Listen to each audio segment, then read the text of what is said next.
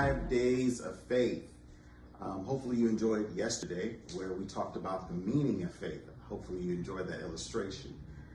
Today we will be talking about the misappropriation of faith. And so you're going to enjoy this. So listen, what I want for you to do, I want to make sure that you share this information. This will be a blessing to your life, especially as you get all of the levels of faith that we'll be talking about. So like I said yesterday, we talked about the meaning of faith.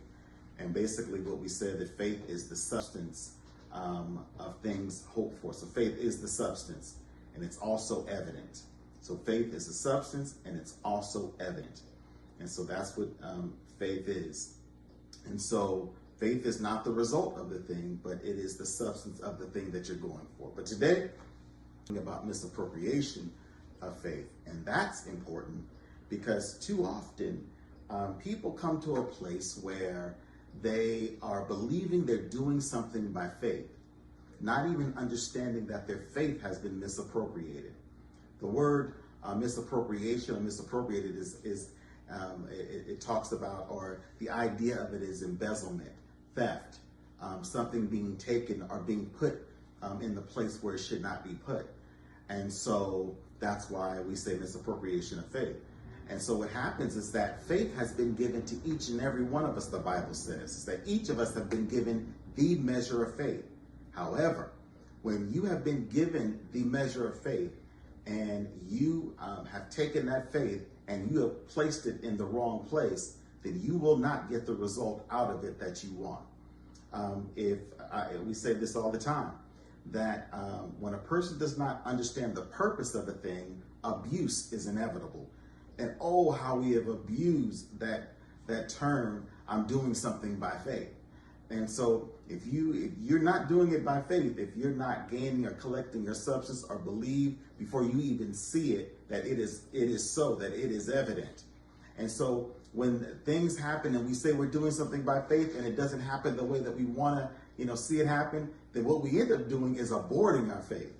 But what we're talking about is misappropriation of faith. And so what happens is the enemy says this, or the Bible says this, that the enemy does, that the devil comes to kill, steal, and to destroy. This is John 10:10.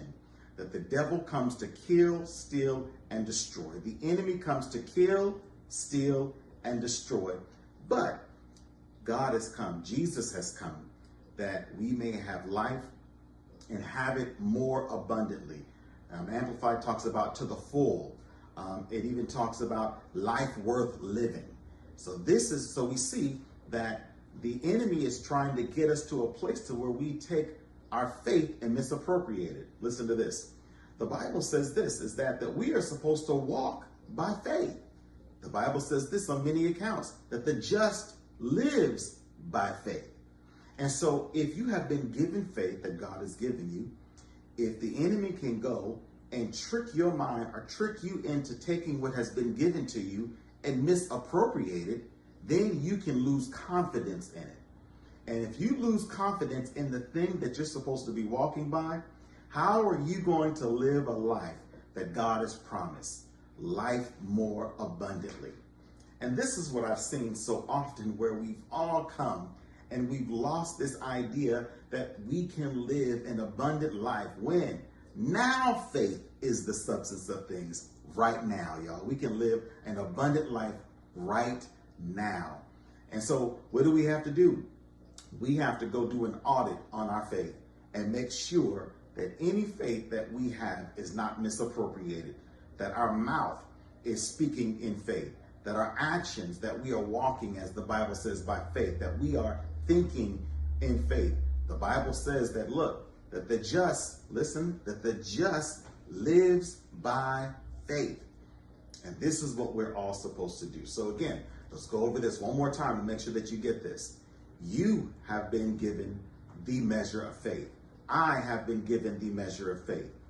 John 10:10 says that the enemy comes to kill, steal, and to destroy. And then watch this, and it continues on and says, but Jesus has come that you may have life and have it more abundantly, to the full. And so what the enemy is trying to do is make you take the faith that you have been given and misappropriate it. put it in the wrong account, put it or make you look at it in the wrong way, make you think of it, give you a wrong definition.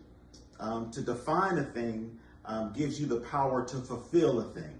And so you need to understand, that's what we talked about, the meaning of faith. And now today we talk the misappropriation of faith.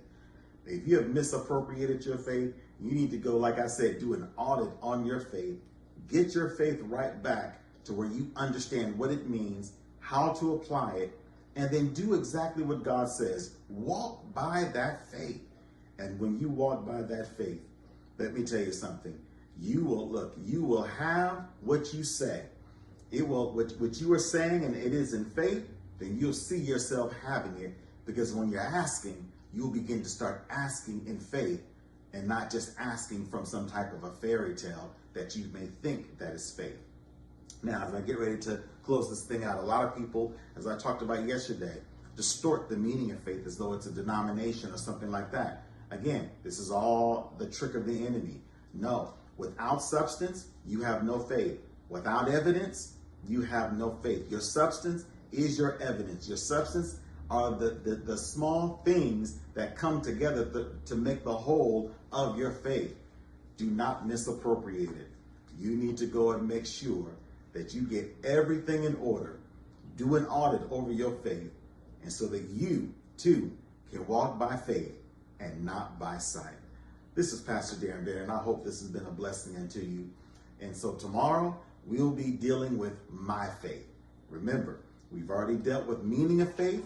Today's misappropriation of faith. Tomorrow is my faith. Go get your faith back. Live by it. And see what God